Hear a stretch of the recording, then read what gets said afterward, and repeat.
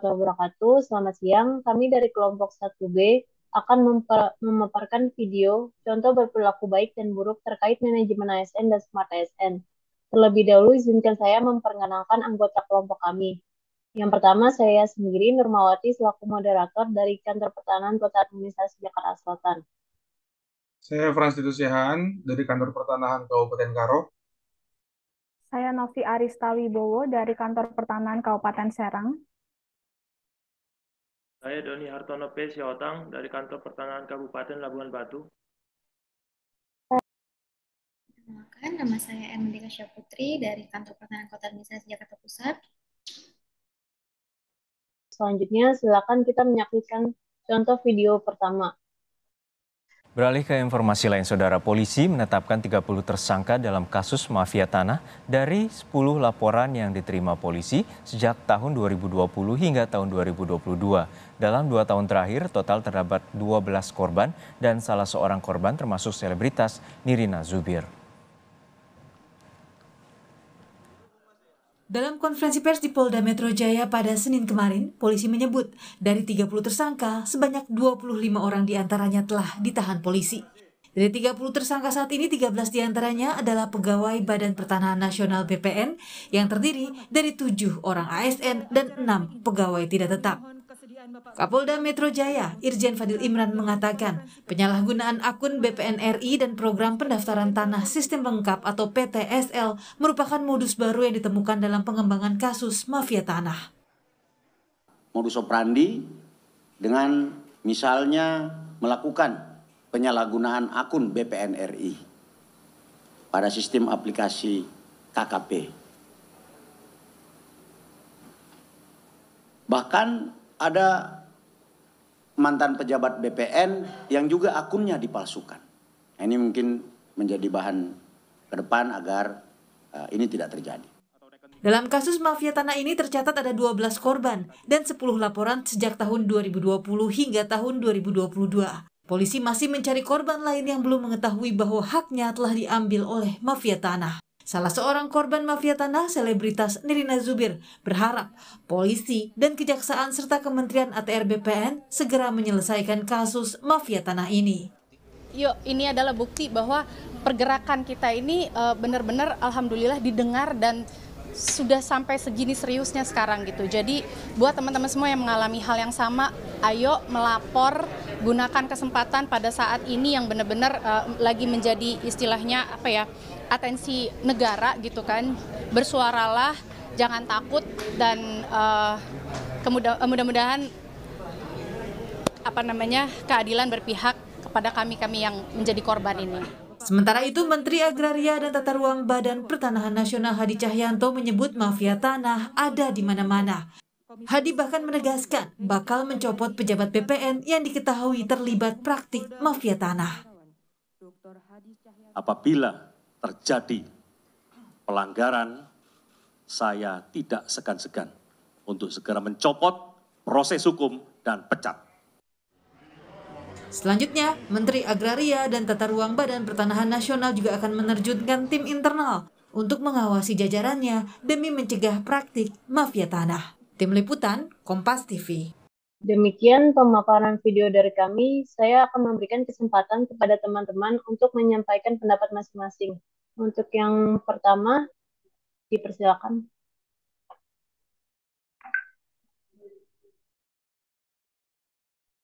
Saya mau izin menanggapi ya dari video yang udah ditampilkan tadi. Berdasarkan nilai-nilai berakhlak, kita bisa melihat bahwa perilaku dari ASN tersebut dan oknum-oknum yang terlibat yaitu tidak mencerminkan dari perilaku berorientasi pelayanan. Kenapa tidak mencerminkan hal tersebut? Karena bukannya mereka membantu pemohon untuk mendapatkan sertifikatnya, malah mereka menggunakan kekuasaan mereka untuk mendapatkan keuntungan mereka pribadi. Lalu yang kedua, mereka juga menyalahgunakan atas kompetensi yang mereka punya untuk merugikan orang lain. Dan untuk yang akuntabel, pelanggaran kode etik yang dilakukan yaitu membuat orang lain tidak percaya dengan oknum-oknum atau instansi yang terlibat, dan juga jelas mereka tidak mencerminkan perilaku loyal, karena dengan perilaku mereka itu menjadikan mereka tidak menjaga nama baik sendiri, bahkan instansi, yang membuat juga orang lain jadi tidak percaya kepada instansi terkait, dan itu merugikan. Sekian dari saya kembalikan kepada moderator. Terima kasih. Baik, Pardon. ada tanggapan dari yang lain?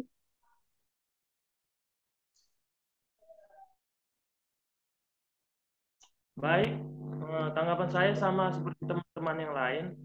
Video tersebut memaparkan mengenai contoh buruk atau bad practice dalam manajemen ASN, yang tentunya itu melanggar Undang-Undang Nomor 5 Pasal 5 Ayat 2 Tahun 2014 mengenai etika dan juga kompetensi. Juga dalam Smart ASN juga pihak-pihak tersebut melanggar dalam hal etika dalam bermedia. Jadi ada baiknya kita tidak mengikuti oknum-oknum BPN tersebut, dan juga kita berusaha untuk memberikan contoh yang lebih baik lagi, sehingga kita tidak menjadi salah satu di antara bad practice ASN. Terima kasih. Baik, untuk teman yang lain ada yang ingin menanggapi? Baik, izin menanggapi moderator bahwa saya setuju dengan pendapat teman-teman bahwa dalam tayangan video tersebut menunjukkan penyalahgunaan wewenang di mana seharusnya seorang ASN dapat memberikan pelayanan publik yang profesional dan berkualitas serta mempererat persatuan dan kesatuan NKRI. Sekian, terima kasih. Saya kembalikan lagi kepada moderator. Baik, ada lagi? Kalau tidak ada, silakan kita menyaksikan video yang kedua. Kementerian ATR atau BPN menyosialisasikan program strategis Kementerian ATR BPN di daerah. Sosialisasi ini merupakan upaya memasyarakatkan program strategis Kementerian ATR BPN, khususnya program pendaftaran tanah sistematis lengkap atau PTSL. Kementerian ATR BPN bersama Komisi 2 DPR RI menggelar sosialisasi dan diskusi tentang program strategis kementerian seperti pendaftaran tanah sistematis lengkap di Bandung, Jawa Barat. Selain melakukan sosialisasi tentang program strategis, dilakukan juga penyerahan sertifikat kepada masyarakat yang sudah mendaftarkan tanah miliknya melalui PTSL. Bisa bercontoh konkret soal kasus sertifikat elektronik, ya kan, yang begitu bermanfaat, tapi karena mohon maaf keawaman masyarakat sehingga terpaksa kita tangguhkan. Nah, dengan adanya proses sosialisasi semacam itu, maka insya Allah ya tidak akan ada salah paham sehingga program semakin bisa tercapai dengan cepat. Yang kedua, kita juga tadi melihat bukan hanya proses sosialisasi program-program, tapi dengan adanya pertemuan ini maka timbul nanti sinergi-sinergi. Ada beberapa program yang bisa disinergikan antara ATR BPN dengan masyarakat, ya. Sosialisasi ini merupakan upaya memasyarakatkan program strategis Kementerian ATR BPN, khususnya program PTSL, di mana target tahun 2025 seluruh bidang tanah terdaftar di seluruh Indonesia. Diharapkan dengan adanya sosialisasi kepada masyarakat ini, masyarakat bisa lebih memahami program Kementerian ATR BPN untuk mempercepat dan mendata seluruh tanah di Indonesia. Ini bahagian dari spirit kita untuk membangun Bandung menjadi kota pertama di Indonesia. Karena program strategi nasional ini adalah program bersama. Jadi bukan programnya BPN, bukannya programnya Dewan, tetapi program bersama yang harus kita jalani bersama dengan kolaborasi yang baik. Nah, nanti ke depannya banyak manfaat program-program strategis yang bisa dilaksanakan. Baik itu pendaftaran tanah sistematik lengkap, bidang-bidang tanah di Kota Bandung kita akan data, kita akan sertifikatkan semua dengan pemetaan partisipasi dan kolaborasi antara BPN dan LPM serta pemerintah kota. Insya Allah itu akan terwujud dengan baik. Dalam konteks program strategis nasional, Kementerian ATR BPN mendapatkan tugas melaksanakan reforma agraria rumah besar dari pendaftaran tanah sistematis lengkap. Program ini akan dilaksanakan di seluruh Indonesia. Sosialisasi atas program strategis ini direncanakan akan diselenggarakan melalui pertemuan luring pada 48 kabupaten kota. Aib Sopandi, Berita 1, Bandung, Jawa Barat. Baik, demikian untuk pemaparan video yang kedua. Saya akan memberikan kesempatan kembali kepada teman-teman untuk menanggapi. Silakan jika ingin ada yang menanggapi tentang video yang kedua. Izin menanggapi. Dari video tersebut, kami dari kelompok Good Practice, di situ ada core values terkait kolaborasi yang baik untuk melaksanakan program strategis nasional dengan pemerintah-pemerintah setempat, sehingga program yang ada yang akan dilaksanakan dapat berjalan dengan baik. Dan ada core values tentang berorientasi pelayanan dengan membuka sosialisasi dengan masyarakat untuk memperkenalkan program-program yang ada di BPN. Terima kasih.